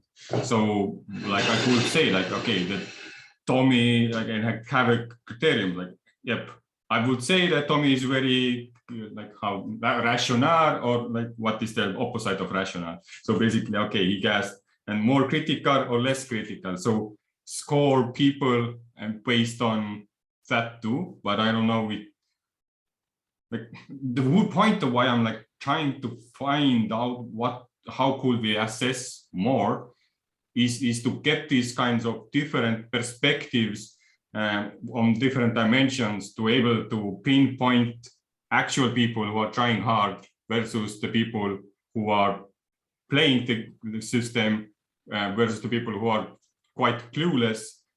And then we could use derive like reputation from that. Because currently we are already imbued with a lot of not very skilled VCAs and a lot of already not skilled CAs. And we're no way to filter these out, because if we start adopting a reputation now, then they will grow alongside with the skilled people. So the bad actors have as much power as the rest of us. So we don't really change anything. We just scale it up so that the new people won't be able to have less potential to the game, but already who was in the game are like gaming the system, if that makes sense. Thanks. Go ahead, Peter. Yeah, so I'm sorry if you guys already covered some of this. I had to leave to answer questions in another breakout. Today was the first time I actually saw the finalized VCA spreadsheet. I don't know when that was released or like put back out to proposers that they could actually have a look at. And the reason that's a problem for me is that there's actually serious clerical record keeping issues that happened where I've just chatted about it with Merrick, where certain assessments were struck down, and it seems to be in response to my proposer feedback that criticized those assessments, but they were put in the wrong row. That like the actual comments were not corresponding to the right row, and so the end result, and then they were applied somewhere else, and so we ended up getting a number of like I'm talking now specifically about the Landano proposal. It's proposal ID 381957. And so the end result is that we have a few low scoring assessments going through where I actually like commented against those, saying, and I gave very clear detailed reasons. I spent time writing up why I thought they were invalid assessments. And then those were cut and pasted into the wrong, somewhere along the way when you guys moving spreadsheets around, got moved into the wrong row. And again, a VCA should have been at least looking at the comments and seeing whether they're applied to the CA comments or not. But it looks like they just blanket said, okay, somebody's objecting. That's what it looks like to me. And so we have several high scoring assessments that were legitimate, that meet all the criteria for impact, feasibility, and auditability, that have now been struck down. And so as a result, our total score is quite a bit less than it would be if these mistakes weren't made. But there's no turnaround time. There was no time for me to say, I don't know when this spreadsheet came about, when it was made public. I've been keeping an eye on in the Telegram groups and the Discord groups. I haven't seen any announcement of it. So there's like zero time for me to like correct this issue. And now we're going live with this database that has bad scores in it. That does sound like a serious issue. And if it happened to me, who else did it happen to? Like that's what's going to come up now. Mm-hmm. Is Danny still on the call? You say you spoke with Merrick, so I gave the specific examples to Merrick. We had a Telegram DM chat just now, and he recognized that this is fact did happen. He says I can see it, but he's like, it's too late. The database is gone. It's going in to the voting app. Do we know if this is just on the VCA aggregated spreadsheet, or was it on the proposer's master file, so the one that came out in December? I'm looking at the VCA aggregate spreadsheet because I'm assuming that's the one that we're going by. But so my first question is, when did we have time to review that so that we would have caught these errors? This is a process meeting, right? So this is my question about process. Like something was a serious gap here. And then secondly, what's the process for for like resolving problems like this? Like for me to say I have a problem, I'd like it resolved. Like where do I file that problem?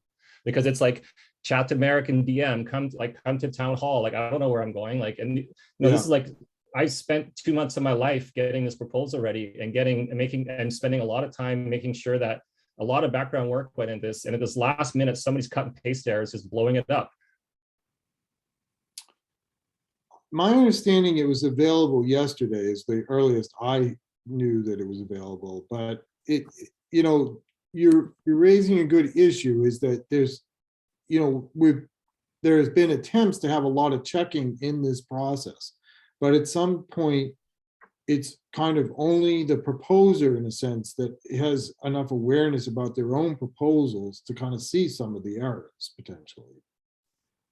So that's another thing that maybe we can take a look at with the process.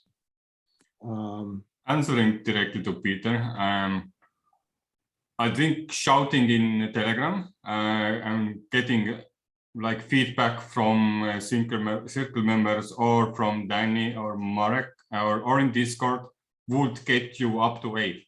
I see now a VCA aggregated file and this, what you just explained, write it down or explain here, but now I got the information, you don't have to do it.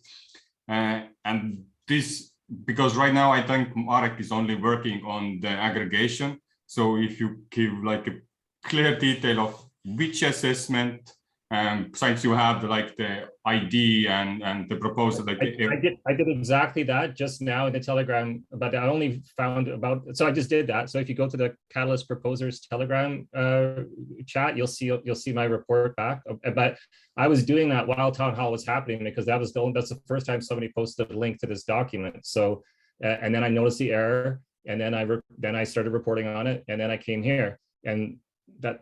It just all happened within the last 2 hours, and that's not good enough turnaround time for given how much everybody's invested in this process leading up to now for such a serious glaring error to occur.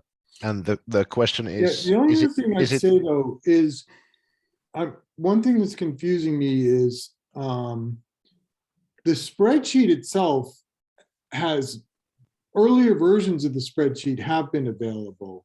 In other words, not the aggregated part, but I'm kind of curious. Had you taken a look at the spreadsheet earlier in the process, and why wouldn't that have been? Again, nobody is posting anything in the proposers channel anywhere in the Catalyst channels to say here's the next thing to look at. The only thing that we got was to say here's the CA reviews. You go ahead and add there was a clear instructions, and that was very well explained, and that was very easy to follow. Is to say if you object to any of these, follow this process. So that's what I did. That's the last time I saw a spreadsheet. I was never told about anything else other than like, hey, we're going to wait a week because there's this issue. I get it. There was issues with bots and cut and paste. I totally respect that. And that's great that you guys cleared that up. But in the process, a major ball got dropped for me. And now it's anybody's guess how many other things this happened to. And as we all know, the scoring, the ranking is pretty much critical to whether you get funding or not. Mm-hmm. Mm-hmm.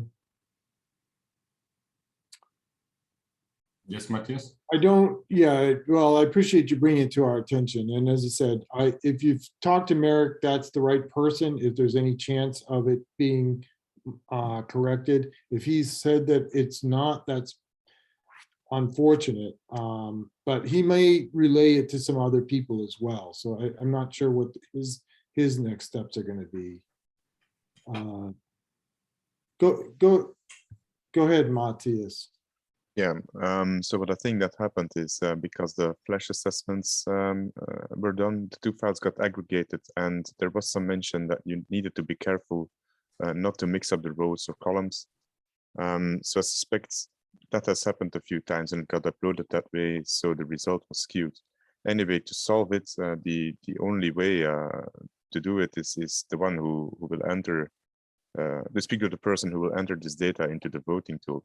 So, or the voting app. So that is Marek. He's the only one that can do this. And his reply to me at 10 minutes ago says no, but we already put everything in database. he can change the values. He can do whatever he wants in the Catalyst application, because it's a side chain and it's running on a typical SQL database, just like that. What I would suggest is copy Danny and Dor on that issue, Peter. Actually, damn, I need to go Telegram. I want to see clear details, because there is an option to actually find these issues out.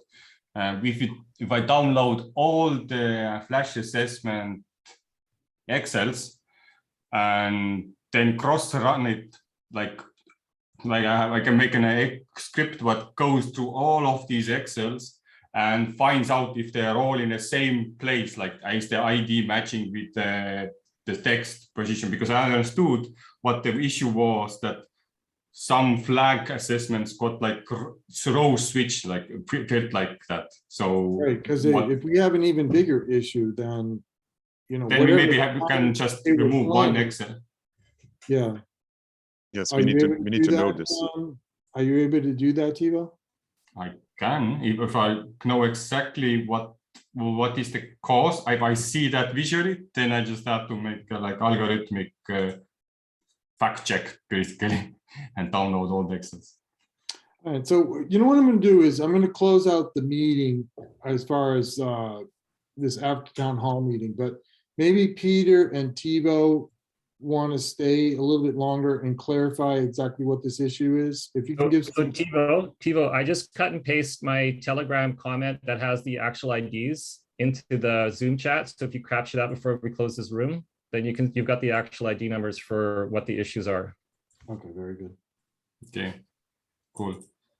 The bigger issue is if these problems already started from the original file, then I'm not sure how to fix it. But yeah, just one more thing from the community feedback related to the first CA worksheet.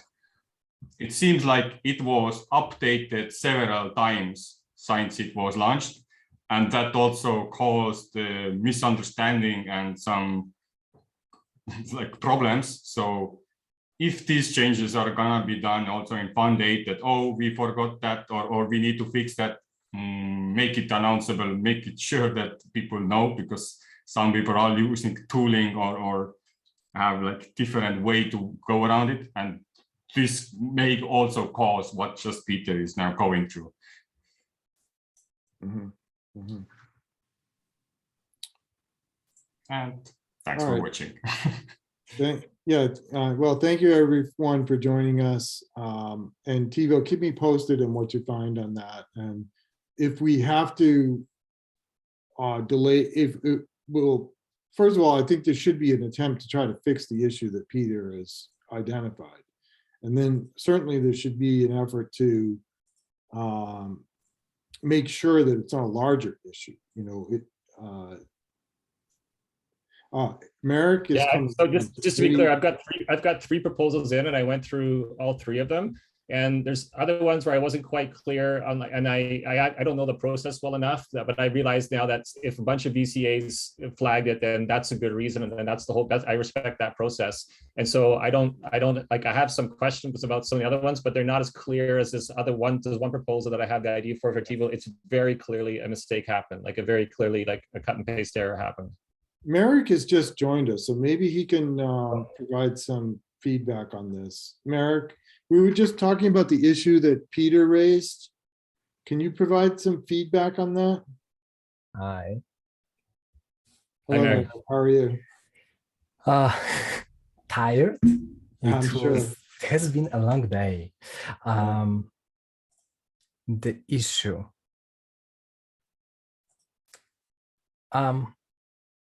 There is no simple way to identify the issue here, right? Because as we all know, the VCA, they are doing their job as best as they can. And if we take a look at the statistics, most of the VCA, they flagged these two perfectly scored assessment as a filtered out. so this is the reason why these assessments has been filtered out. Even if you left a mark and rationale, if the rationale was wrong or was about different assessment, VCA should be able to identify that as a not correct mark. But we can't easily say that, okay, for sure that 70 VCAs, they were following your mark and they will filter out this specific assessment. We can say that. We can't be sure of that. So there is nothing we can do. Unless you're able to what Eric is saying is the difficulty is that at some level, we can't be sure how your feedback got entered into the wrong cell. And then, you know, so there's no way to be perfectly sure how to correct. Yeah, so let me stop for a second. So I'll agree with Merrick that that even though my assessment on the ones that were scored high, like there's two I think we're talking about that were scored 5 across the board. I think we had a really good proposal, and the all legitimate assessments show that there's a consistent scoring, pretty high scoring. We're one of the top ones in our challenge, I would say. And but fair enough, to his point, like let's say all these assessors have come along and said, okay, all these 5s are just wrong because that's just too good. So we're going to say no. That's going to be filtered out. Then but on those very same ones, there's like multiple lines. Like I've got like a good 100-word, 200-word plus feedback saying why I think that particular assessment should be ruled out. It's very clearly not referring to the comments that are in that one, and it's very clearly referring to other ones that are further up in our assessments that have been let through, that aren't filtered out. And so my rationale for why those should have been filtered out should have been taken seriously by any responsible VCA. At least one or more would have had to agree with that, because I think we make very strong arguments for why it should have been ruled out. So even if you say, fine, we're not going to include your 555s, the ones where we object to the really poor scoring because the assessment simply was insanely poor and didn't address the criteria, have been left in. So A, we lose out on our high scores, and B, we get our low scores thrown in. And so now we end up with a much lower average score than we would have otherwise. Mm-hmm. Hey, I'm benevolent. It's recording.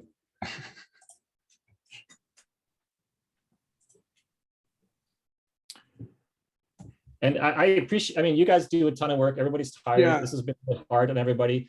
But what I object to is having no time to interject and say, this is to flag this problem, because now we're all being put on the spot at the last minute. There's no time left to do anything.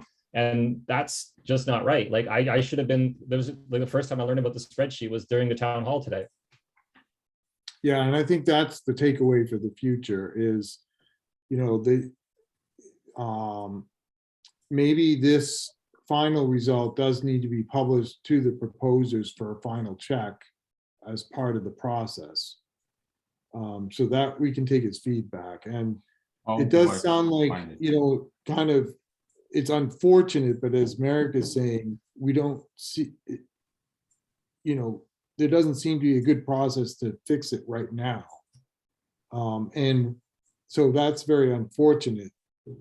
But it kind of fits into the fact that all of this is kind of experimental, and we're learning as we grow this process.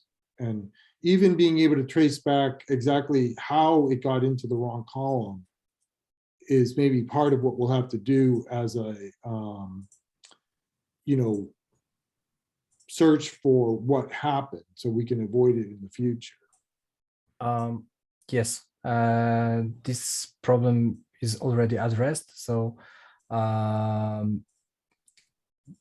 will run this integrity check comparing everything, not only the IDs, so we will be able to identify these mixed up IDs on early stage. But most probably then we will just not include proposer file at all. Because if we want, we'll have to extend whole proposer flagging stage by a few days, because we will have to send back and wait for the reply just to aggregate everything in one file again and again. And from my experience, I can only say that it will take at least 1 or 2 days. So are we going to shorten the assess QA stage for the VCAs? I guess I'm not arguing for that. I understand that we have to draw the line somewhere. In the VCA process, we added VCAs for this, like allowing me to at least object to the CAs and then have the objection booked and then fine. And now it's in the hands of the VCAs. You guys do what you're going to do. You got your own process, and we have to trust that at some point, because we have to draw the line somewhere. But there's a record-keeping clerical mistake that's been made that is like, it now creates a huge disadvantage for the 2 months, and it could nullify the 2 months of hard work that me and my team have been doing to try to get this funding. And it creates people, we're going to lose faith in the process. Like, and again, you guys are doing hard work. A lot of you are volunteers too. And so like, I don't want to be a bad actor, but like, I also think that this is a serious concern, because there's just so much time invested on everybody's part. And at the end of the day, this should all be on the blockchain, right? We should have an audit traceability here for this. At some point, we got to stop working in spreadsheets. Yes, definitely. Unfortunately, this issue, what you now found out, was already in effect from the first community advisor, the Excel file. Because I have the part 1 here, which was announced when the CA started, and already there, this kind of issue was seen. And unfortunately, because we had this kind of thing that we had so much like gaming going on, I did not pay attention on any of the marked proposers, but I did on very few. But no way to get to actually see that. It would have been an obvious thing and something to point out. Unfortunately, none of VCAs would actually found this. So yeah, in this sense, I don't know. Maybe we could do some kind of like thinking, hey, this is clearly not the correct line, but this mistake was already done by the person who created the first version of CA file, which is Marek, but no name. Hey, but are we talking about Fund 7? Yeah, Fund 7. No, Tevo, are you talking about Fund 7 or no? This fund, yes. You didn't do this with CA You're file? going back to the very first spreadsheet then. This is the one, again, I pay very close attention to this stuff. I'm quite certain I put my comments in the right rows. I still have my own copy of it sitting somewhere as well. And then you guys said we were supposed to link to that. And then you guys grabbed those and did a bunch of cut and paste from all the proposers into one larger one, right? So I guess that's what you're saying. That's where initially it went wrong. Yeah, but then somebody should, if you're a good VCA, you would still read my objections and compare it to the actual CA comments and realize that they don't match up, because I actually quote the CAs and I say, they say this, I don't agree with that, this is why. So if you were to read that, you should have noticed the error right off the bat. Yeah, exactly. I say it is, I quote them, and if you go back to the impact section, you'll notice that quote's not there, but it is on another one, and that the lower scoring one, which went through, and the VCAs never caught that. They thought it was fine. Where I make very clear examples of why I think it's not fine. We have two issues here. First is the mixed IDs, and as I already told you, you sent 3 files. And I checked every single one of these files, and only one includes errors. And this is the Landano. Landano.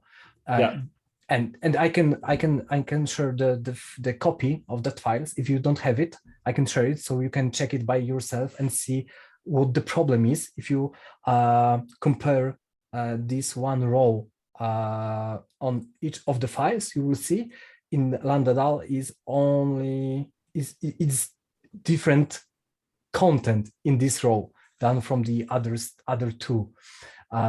So this is the first issue. And the second issue is you don't agree with the VCA scores. And currently we don't have process for proposers to, let's say, answers to the VCAs.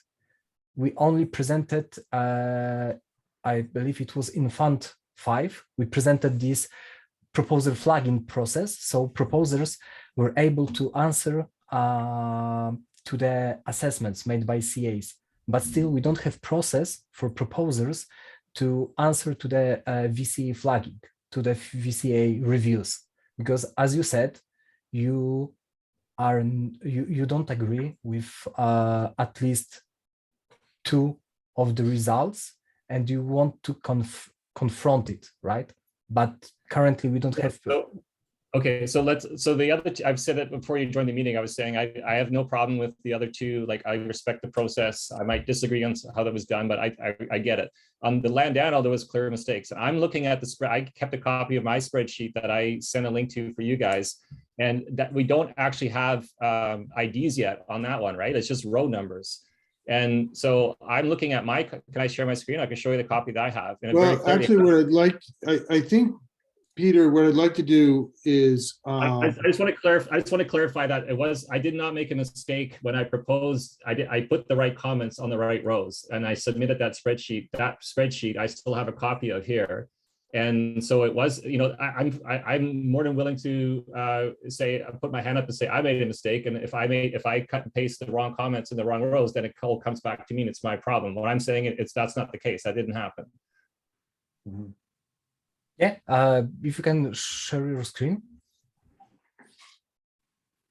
Well, what I'm wondering is if this should be right now, somebody else is a separate meeting at this point to go over this specific issue. Well, so yeah, I mean, there's sure that separate meetings needed, but like we're got what 12 hours before the voting app goes live, right? So this is this is kind of time critical from our point of view.